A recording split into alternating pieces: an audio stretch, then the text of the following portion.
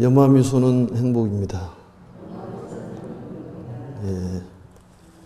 지금 현재 하고 있는 품이 묘법연화경 제14품 안락행품을 하고 있는데 오늘이 세 번째 걸쳐가지고 하는 시간입니다.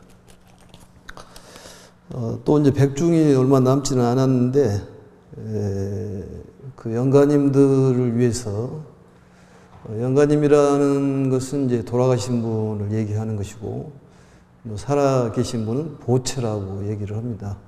또 돌아가신 분 중에서 주인이 계신 분을 유주 영가라고 하고 주인이 없는 분을 무주 고원이라고 얘기하는데 유주, 무주 고원들을 위해서 불사를 지어주는 것은 큰 공덕이 되는 것입니다. 또 이제 반려동물이라든지 또 큰 일, 또 대소사를 앞두고 계신 분들은 인경불사에 동참하는 것이 결국은 큰 공덕을 지어주는 것이기 때문에 참고적으로 하시면 될 것 같습니다. 왜냐하면 부처님께서도 법을 굉장히 중요시 여기셨고 내가 없더라 하더라도 이 법으로 등불을 삼으라고 그러셨습니다. 결국은 이 가르침 속에 부처님의 진신이 계시기 때문에 이 경전을 모시고 또 경전을 공양을 올리는 것은 정말로 위대한 일이고 큰 공덕을 짓는 방법이라고 볼 수가 있습니다. 또 이러한 공덕을 지을 수 있도록 밑거름을 만들어주고 옆거름을 만들어주는 것도 또 크나큰 공덕이 되는 것입니다. 그래서 경전에 꼭 이런 얘기가 나오는데 내가 직접 하든지 남을 시켜서 하더라도 공덕은 같다. 이런 얘기가 경전에 여러 차례 나옵니다. 오늘은 이제 안락행품 세 번째 시간이죠. 세 번째 시간인데 523페이지 아래에서부터 넷째 주를 오늘 할 차례입니다. 전번 시간에는 그 법사가 어떻게 몸과 마음의 가짐을 가져야지만이 편안할 수가 있을까? 여기에 대한 가르침을 주십시오. 그렇게 문수보살께서 법사들을 위한 그런 자비심에서 부처님께 여쭙니다. 그래서 부처님께서 네 가지 안락행을 해라. 첫 번째, 이 몸가짐을 똑바로 해야 된다. 신안락행이라 하고 또 입을 잘 단속을 해야 된다. 그래, 입을 잘 단속으로는 함으로써 마음이 편안해질 것이다. 그리고 세 번째는 마음을 화평하고 즐거운 마음으로 보람 있는 수행을 해야 될 것이다. 또 네 번째는 이 서원안락행, 항상 편안하고 또 즐겁고 이 보살의 수행을 통해 가지고 자비심으로서 이 부처님의 가르침이 필요하다면은 어느 곳에든지 가서 부처님의 가르침을 전하되 절대로 바라는 바 없이 부처님의 가르침을 전하면 이렇게만 살면은 우리는 편안하게 살 수 있고 안락한 그런 생활을 보낼 수가 있다. 또 특히 이 부처님께서 불성이라는 말씀을 하시고 공이라는 얘기들이 자주 나옵니다만 우리는 공의 이 깨달음을 가지면은 자유자재한다고 그랬습니다. 결국은 공이라는 것은 여실상이고 평등을 얘기하는 것인데 우리 마음 속에는 그러한 마음 자리가 있기 때문에 그 본래의 모습을 찾는 것인데 뭔가 때가 껴서 그 잘못된 어떤 행동이라든지 또 말이라든지 그런 마음 이러한 것들이 나오는 것이기 때문에 그러한 때 우리가 말하는 번뇌를 털어냄으로써 내 진면목이 나온다는 그런 가르침이고 또 항상 부처님께서 우리를 지켜주고 계시고 함께 하시고 또한 우리를 어느 상황이든 간에 살려주고 계신다는 생각을 잊어서는 안 됩니다. 그래서 모든 것은 내 안에 계시는 부처님께 맡기는 거예요. 내 힘으로 하는 것보다도 불실력으로 모든 것이 이루어진다는 생각을 가진다면은 어떠한 난관이라든지 두려움이라든지 무서움이 없을 것이고 우리는 탄탄대로로 어떤 경제적인 부분이나 명예적인 부분 또 건강 부분도 모든 것이 부처님의 그러한 위실력으로서 잘 이루어질 거라는 그런 부처님의 가르침입니다. 그것을 우리는 믿고 또 항상 생각을 하고 수습을 함으로써 내가 바라지 않는 부분이 있더라 하더라도 더한 그러한 것들이 이루어진다는 그런 믿음이 필요한 것입니다. 그래서 이 법화경은 믿음의 신앙이기 때문에 우리가 부처님을 꼭 믿고 모든 부분들은 부처님에 맡기면은 모든 것이 일체가 다 성취가 되는 것을 알아야 되는 것입니다. 그리고 또 우리가 법화경을 공부한 사람들은 전생에 어마어마한 그런 공덕이 있기 때문에 정말로 백천만금 난조의 이 가르침을 우리가 보고 듣고 또 사경하고 인경하는 이러한 공덕은 이루 말로 헤아릴 수 없는 그런 공덕이 있다는 것을 스스로 그런 것을 깨달아야 될 것입니다.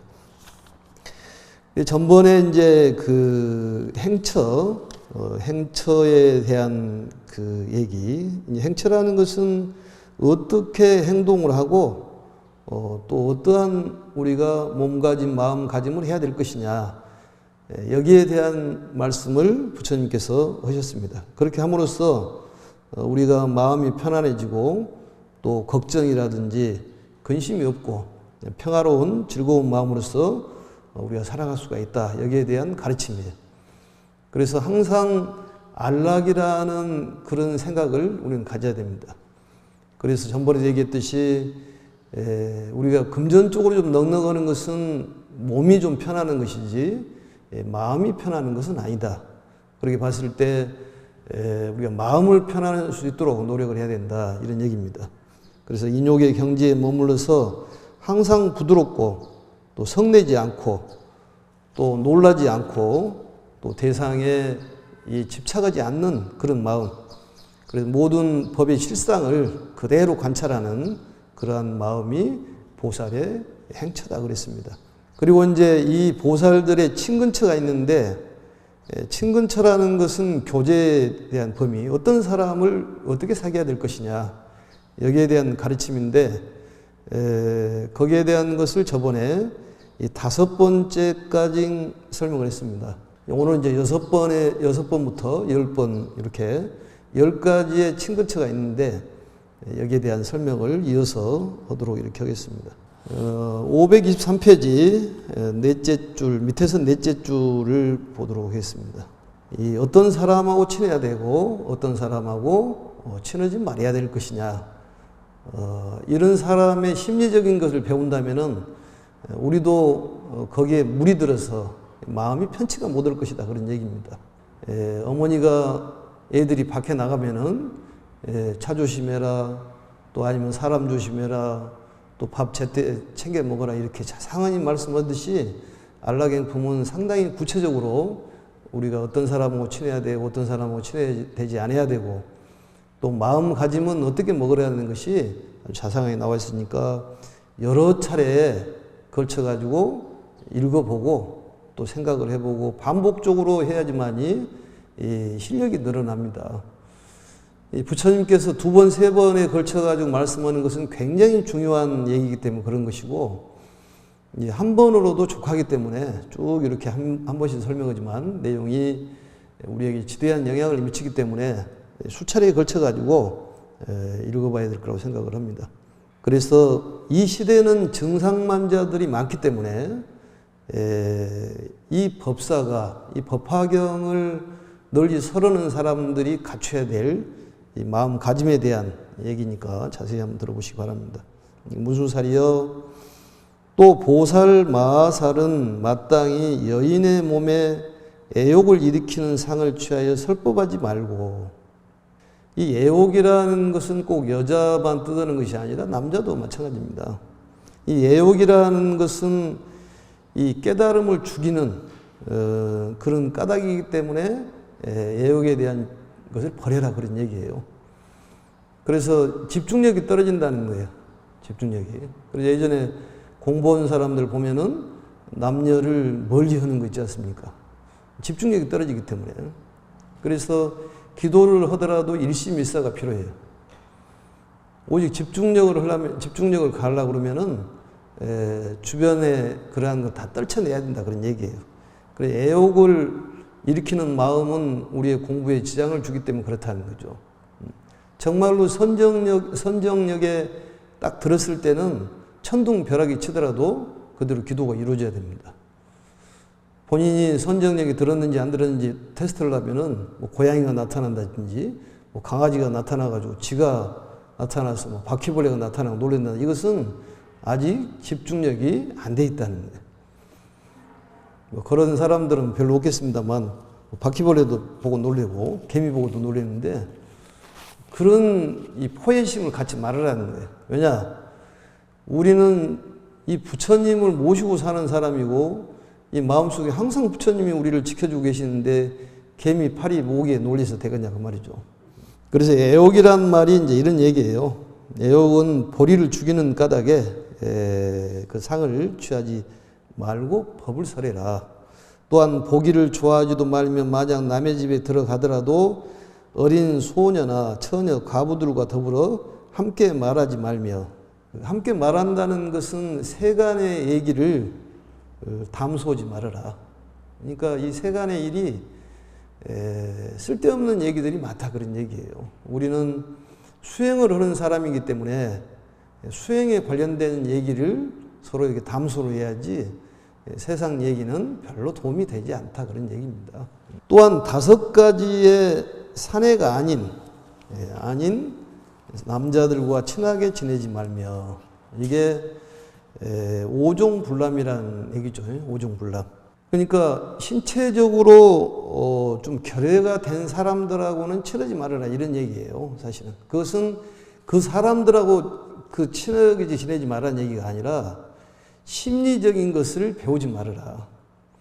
왜냐하면 신체적으로 조금 좀 어려운 사람들은 마음적으로도 그런 생각을 하고 있다는 거죠. 그런 것을 배우지 말아라는 거예요. 그래서 남자의 특성이 결여된 사람을 바로 오종불람이라고 그러는데, 이건 역시 여자들의 특성을 결여된 것도 오종불람에 해당하는 것입니다. 그래서 출가인들은 보면은 이제 신체 검사를 할 때 정상이냐 아니냐 이것을 테스트를 하는 거예요. 그래서 건강진단서를 제출해야지만이 신체적으로 건강해야지만이 수행을 할 수가 있다.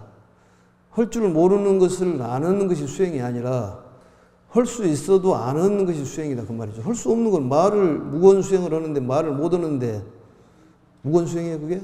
그렇지 않지 않습니까? 오종불람에 대한 얘기는 구체적으로 얘기를 하면은 이제 생불람, 건불람, 투불람, 변불람, 반불람이 5가지가 있습니다. 아무튼 여자나 남자나 신체적으로 결여된 그러한 사람들 얘기하는데, 아무튼 그 선천적으로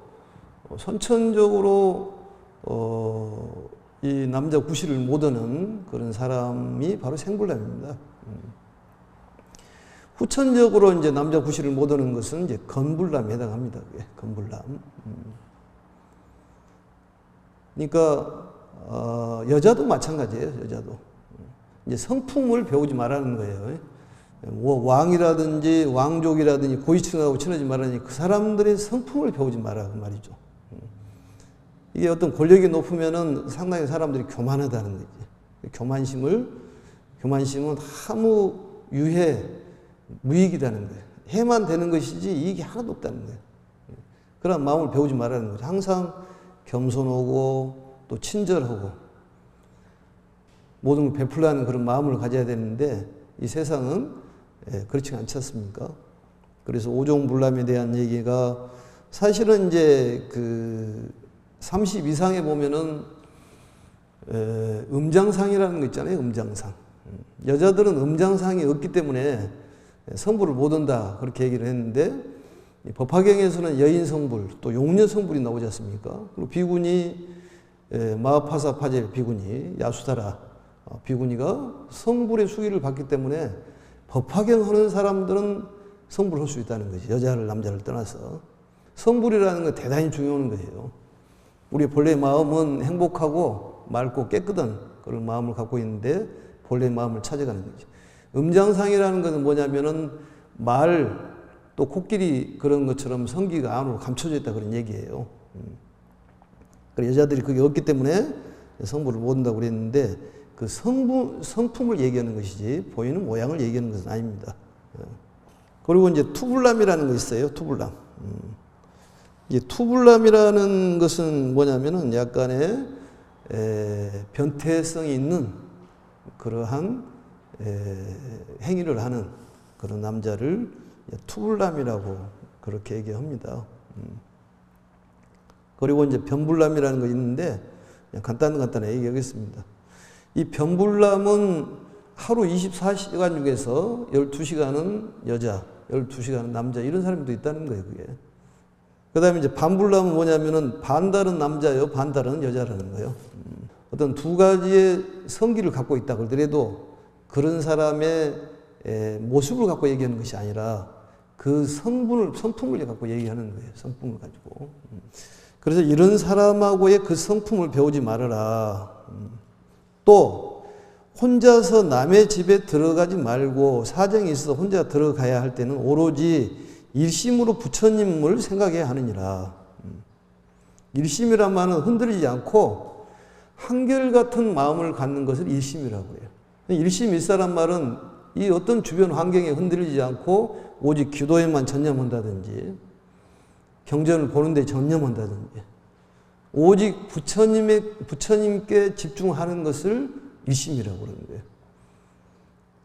부처님을 생각하는 거예요. 그걸 연불수행이라고 그랬지 않습니까? 연불수행.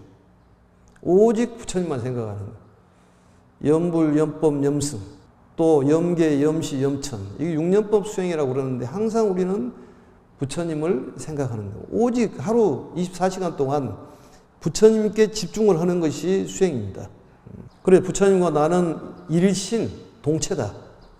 부처님과 나와 항상 함께 계신다는 그런 생각을 한시도 잊어서는 안 된다는 거예요. 부처님과 나와 어떻게 계신다고요? 함께 계신다. 어디 어려운 일이 닥치다 하더라도 부처님께 맡기면 되는 거예요. 부처님께서 다 알아서 처리해 줄 거다. 그리고 제일 친하신 분이 우리는 부처님이라니까요. 그걸 모르고 있다는 거지. 너무 가까이 있기 때문에 모른다는 거예요. 그래서 이걸 깨닫게 해주는 거예요. 부처님께서는 나와 어떻게 한다고요? 항상 함께 계신다는 생각을 잊어서는 안 되고 이 강의 때마다 그 얘기를 해줘야 돼요. 사람들은 잊어버리니까. 그냥 시종일관 부처님만 생각하고 부처님께 집중하는 것이 우리 불자들이 하는 일이라니까. 이 어려운 상황이 닥치면은 이 부처님께서 알아서 해주시겠지. 이게 필요해요. 저절로 처리가 됩니다, 그게. 만약 여인을 위하여 설법하게 되거든 치아를 드러내어 웃지 말고 이빨을 드러내지 말라는 거지. 왜냐하면 이제 이빨을 드러내면은 이게 서로 또 이렇게 상통할 수가 있기 때문에 드러내지 말고 가슴을 드러내 보이지 말고 여자나 남자나 마찬가지예요. 요즘에 상당히 그 문제시 되는 것이 여자들이 너무 옷을 또 이렇게 이상한 입고 다니니까 결국은 여자가 남자를 부르는 거예요. 남자가 여자 부르는 것은 아니잖아요. 그것도 문제가 있다는 거지. 정수거지가 못하다는 거지. 모든 부분들은 본인한테 책임이 있다고 생각하면 됩니다. 가슴을 드러내 보이지 말며 법을 위하는 경우라 할지라도 오히려 가까이 하지 말아야 하거늘 하물며 다른 일에 있어서 더 말할 게 있겠느냐.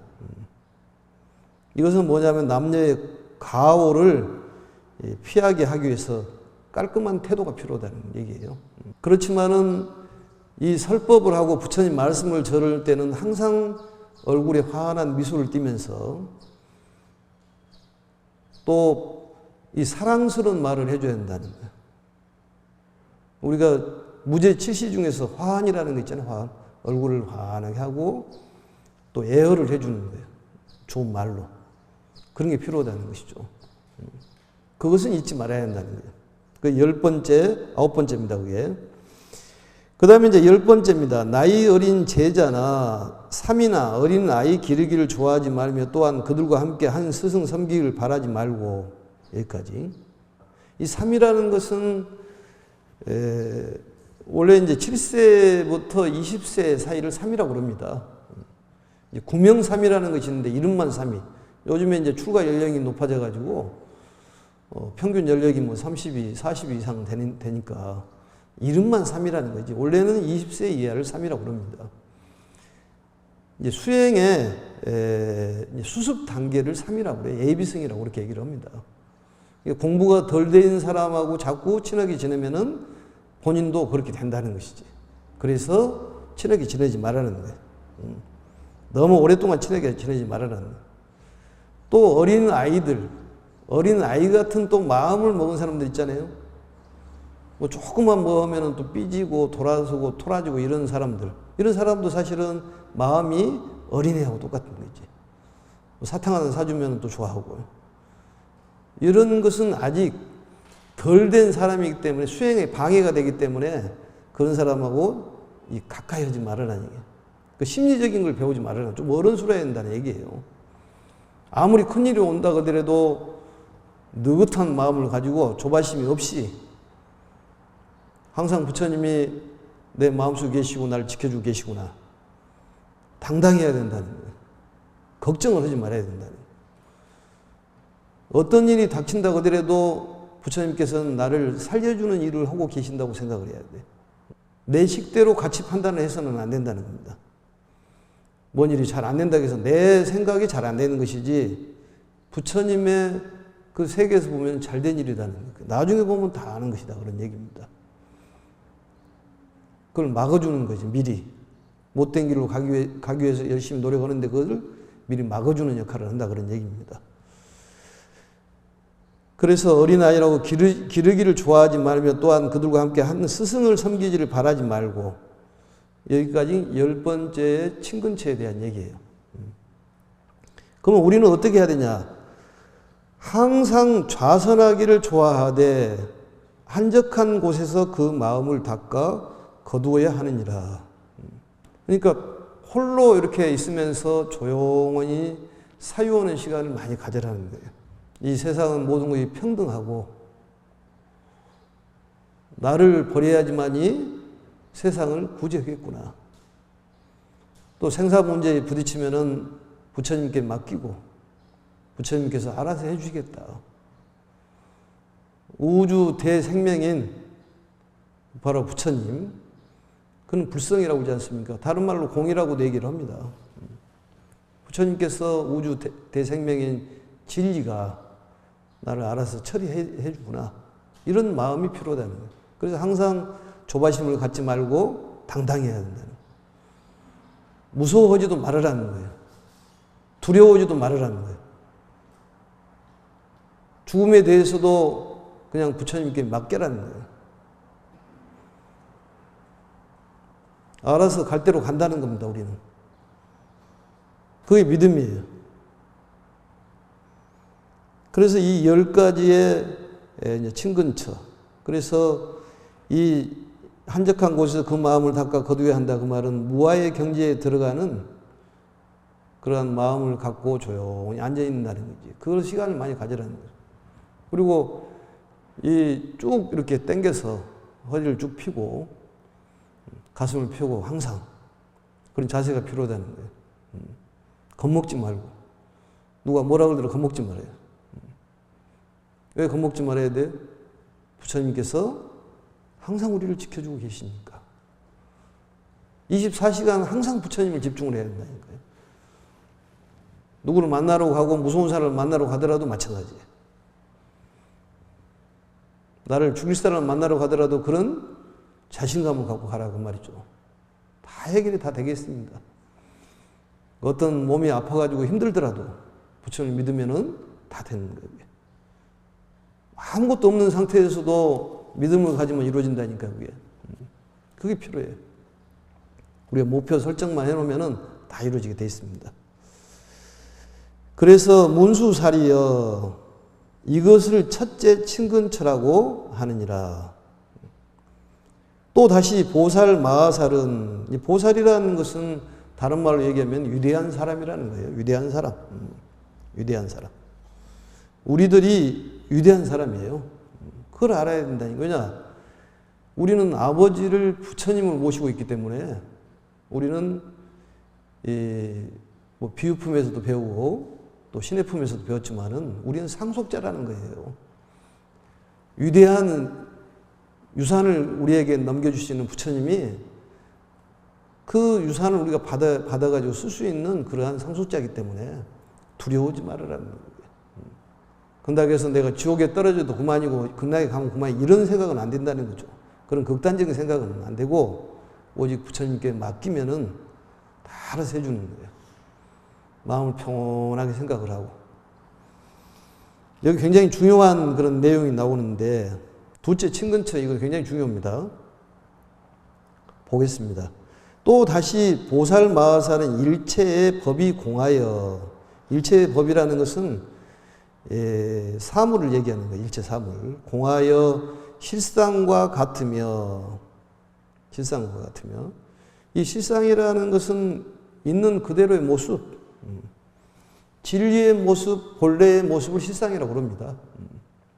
이것을 이제 관을 해야 되는데 이게 관법이에요. 수행법에 대한 얘기이기 때문에 여러 번 읽어봐야 돼요. 여기는. 이 금강경에도 그거 나오잖아요. 마지막에 32품에 일체 유의법 여몽 한포영 여류여기정 응자계시관이다. 일체 유의법이라는 것은 인과가 있는 그러한 법을 일체 유의법이라고 해요. 인과가 없는 그러한 법은 무의법이라고 얘기하는 거예요. 그러니까 유의법은 이 아침 이슬을 갖고 번개불을 갖고 물거품 갖고 그냥 사라진다 그런 얘기죠. 그렇게 관을 해야 된다는 거예요. 우리 몸뚱아리도 마찬가지예요. 내가 몸뚱아리가 없으면 주변에 아무것도 필요 없어요. 그렇게 관을 해라는 것이지. 왜냐하면 너무 애착을 가지면은 이 몸뚱아리를 버리지를 못한다니까요. 사실은 언젠가는 다 버려야 되잖아요. 버리는 것이 수행이다니까요. 어떤 사제법이라든지 12연기, 육바라밀이 따로 떨어져 있는 수행이 아니라 육바라밀을 이 사제법을 자세히 설명하는 것이 12연기요. 더 구체적으로 설명은 육바라밀이에요. 그럼 최고의 수행은 보신데 버려라는 거예요. 자꾸 버려야 됩니다. 우리가 마음이 미워하는 마음이 생기면 버려야 돼요. 사실은 좋아하는 마음도 버려야 됩니다. 이 대락이라는 것이 있는데 대락은 크게 즐겁다는 얘기는 즐겁고 괴로움을 버리는 것이 대락이라고 해요. 대광명이라는 것은 광명은 필요하죠. 우리가 이 법당에 광명진을 지금 걸어놓고 있는데 바이로차나 말이 이제 비로자 나불이잖아요. 그게 법신불인데 우리의 법신불은 광명으로 충만하다는 거예요. 진짜의 대광명은 광명이냐 어둠이냐 두 가지를 포용하는 것을 대광명이라고 그러는 거예요. 그게 정말로 광명이라는 거죠.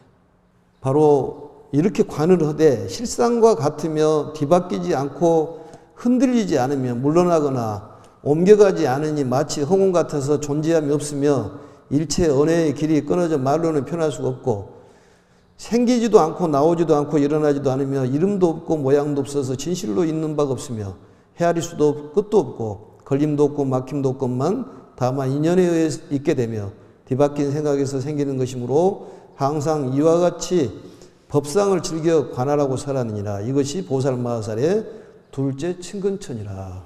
이건 여러 번 읽어야 되니까 쭉 읽었습니다. 스님이. 관법에 대해서 나오는 거예요. 이렇게 무슨 수행을 해야 되냐 이런 관법을 자꾸 해야 된다 그런 얘기예요. 그러면은 일체 우리 그 반야신경에도 나와 있듯이 불생 불멸 불구 부정 부중 불감 이게 우리의 본래의 이 마음 자리를 얘기하는 거예요. 그게 불성을 얘기하는 거예요. 우리 불성에서 본다면은 생사 문제가 없다는 거지. 더럽고 깨끗한 것이 없다는 거예요. 증감이 없다는 것이지. 그게 우리의 본래의 실상이라는 거예요. 그걸 관을 해야 된다는 거예요. 그게 다른 말로 하면 공이라 그 말이죠. 우주의 대생명. 그걸 자꾸 관을 해라는 거지. 그래서 실상과 같이 뒤바뀌지 않고 흔들리지 않으며 물러나거나 옮겨가지 않으니. 옮겨가지 않는다는 소리는 결국은 생사를 옮겨가지 않는다는 얘기 아니겠습니까? 우리 본래의 불성자리는 그렇다는 거예요. 껍데기만 이렇게 됐다 저렇게 됐다 되는 것이지. 이 공이라는 것은 불변의 어떤 실체, 우주의 근본 생명을 바로 공이라고 그렇게 얘기를 합니다. 이걸 잘 읽어봐야 되는 거예요. 언어의 길이 끊어졌다. 언어 도단이라고 그러죠. 왼쪽에 보면은 좀 정확하게 나와 있죠. 왼쪽에 한문을 보면은 부차 보살 마살이 또다시 보살 마살이 관을 해라 그 말이죠. 마음으로 깊이 관을 해라. 일체 법공이 여실상. 법공이라는 평등을 얘기한다 그랬잖아요. 이게 일체의 상은 근본적으로 보면은 동요되는 것이 없다 그 말이죠. 그게 여실상이에요. 그래서 전도된 것이 없고 또 뭐예요? 부동하고 부태하고 부전하고 움직이지도 않고 물러서지도 않고 또 윤전하지도 않고 마치 허공과 같다. 허공과 같다. 허공은 그대로 있는데 대지는 사시사철이 있잖아요.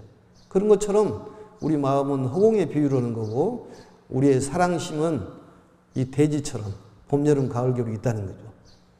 진실된 본래의 우리 마음은 허공과 같다는 여허공.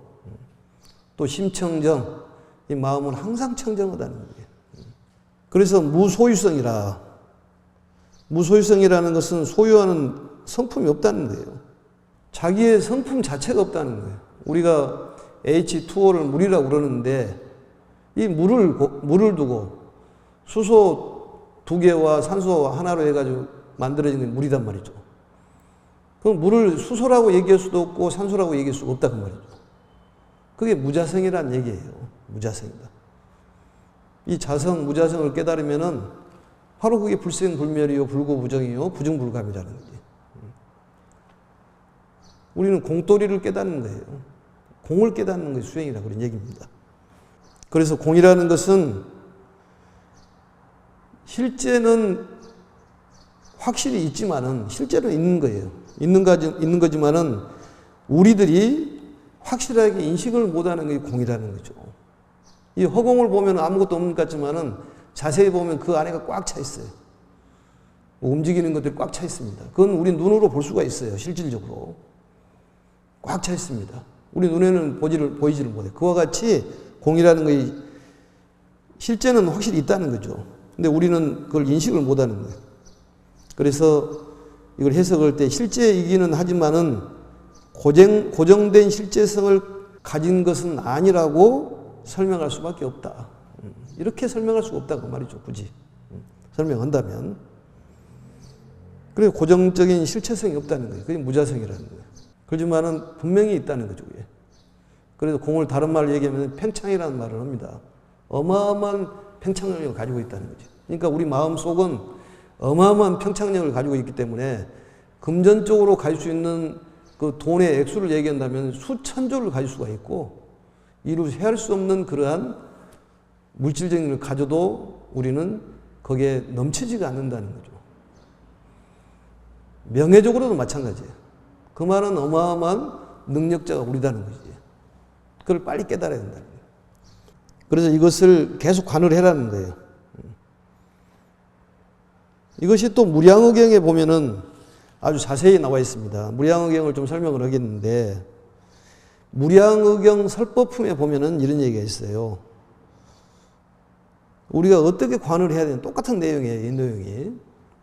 세존이시여 보살 마살이 속히 안욕따라 삼맥삼보를 이루고자 한다면 어떤 법문을 수행해야 합니까? 이렇게 대장엄 보살이 물어요. 부처님께 묻습니다.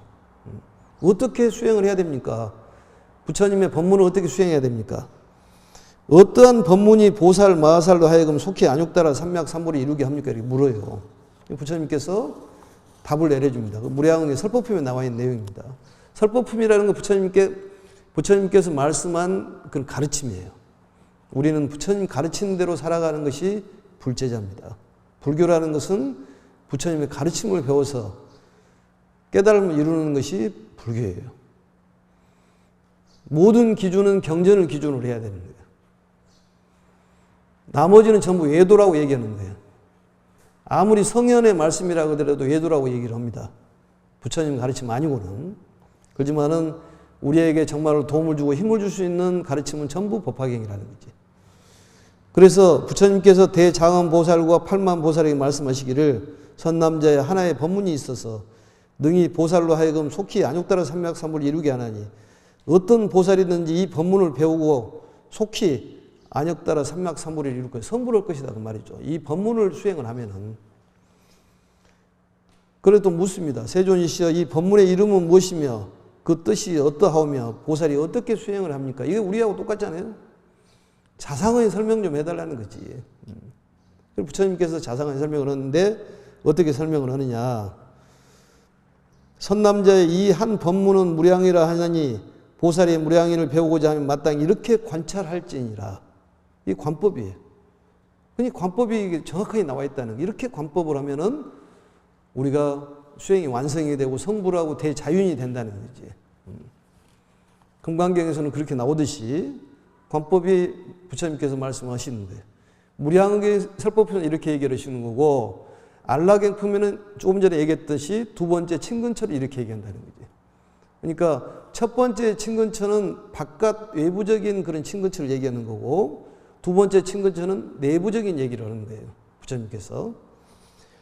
뭐 어떻게 수행을 해야 됩니까? 이렇게 물어보니까 이 하나의 법문이 있는데 마땅히 이와 같이 관찰을 해라.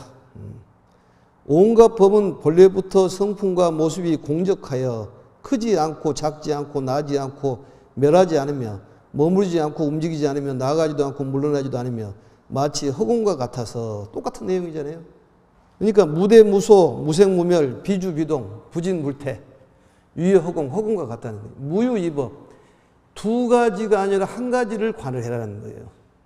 이게 공에 대한 가르침이에요. 둘이 아니다는 것이지. 이 우주라는 것이 둘이 아니다는 거예요. 그래서 모든 가르침은 무량어처 삼매에서 나왔다는 거지. 이 무량어처 삼매에서 무량한 것이 나왔다는 거예요. 결국은 하나를 알면 다 아는 것 아니겠습니까? 일미진중 함시방이라면 그 말이에요. 일직일체, 다직일, 다직일체, 일직일 이것도 역시 마찬가지예요. 하나하고 다하고 같다는 거예요. 결국은 생산 문제를 해결할 수 있는 방법은 이와 같이 부처님 가르침대로 제2친근처라든지 무량 설법품에 나와 있는 그 내용 보살 마하살은 이렇게 관을 해라. 그래서 자본래금으로 성상이 공적하고 무대무소 비진 비태 물러서는 것도 아니니라. 그런데 사람들은 어떻게 생각을 하냐. 두 법이 없는데 중생들은 허망하게 본인이 계산하여서 이것이다 저것이다 하기 때문에 우리가 거기에 윤전에서 벗어나지는 못하고 있다는 거죠. 하나를 알면 다 알게 돼 있는 거예요. 시간이 없어서 오늘은 이제 여기까지만 하는데 다음 시간에 이제 연결을 해서 좀 자세하게 설명을 하겠습니다만 왜냐하면 이 친근처라든지 무량에 나와 있는 관법 또 금강경에 나와 있는 32품에 나와 있는 일체유법, 여무한포영, 여로여기전, 응자계시관 이거 관법이에요. 수행에 대한 것이 명확히 부처님께서 우리에게 제시를 해주는 거예요. 뭐 제3수행들이 많이 나와 있습니다만 경전을 바탕으로 해야 된다는 거지. 그게 정확한 말씀이에요. 근데 우리는 그렇게 생각하지 못하고 허망한 게 계산을 뽑아가지고 본인 스스로 생각을 하기 때문에 문제가 생긴다는 얘기입니다. 그래서 이 내용 다음 시간에 연결해서 좀 하겠습니다만 오늘 그 거듭 말씀은 제2친근처에 대한 얘기는 우리가 쭉 사유를 하고 또 수습을 하고 100번, 1000번, 10,000번을 읽어서 이 내용에 대해서 깨달음을 얻어야 됩니다. 금강경 배우신 분도 마찬가지예요. 그 마지막 부분이 그렇게 중요한 거예요. 사후계 중에서 야기새끼나 이 음성과 신행사도 불능이 똑같은 말입니다. 딱 마지막에 결말을 지은 거예요. 부처님께서. 인과가 있는 법은 전부 허망한 것이다. 너무 집착하지 마라. 그 얘기는 우리 불성을 찾으라는 거지. 그래서 오늘은 이렇게 해서 70강을 마치고 다음 시간에 71강에서 안락행품 이어가지고 그 개송 부분이 나오는데 개송 부분은 쭉 오늘 거기까지 하려고 그랬더니 못했습니다. 그래서 개송 부분 하고 그 다음에 이제 3장으로 들어갈 예정이니까 진도가 상당히 빠른 속도로 나가니까 다음 시간에 결석하지 말기를 바랍니다. 마치겠습니다. 염화미소는 행복입니다. 자, 수고하셨습니다.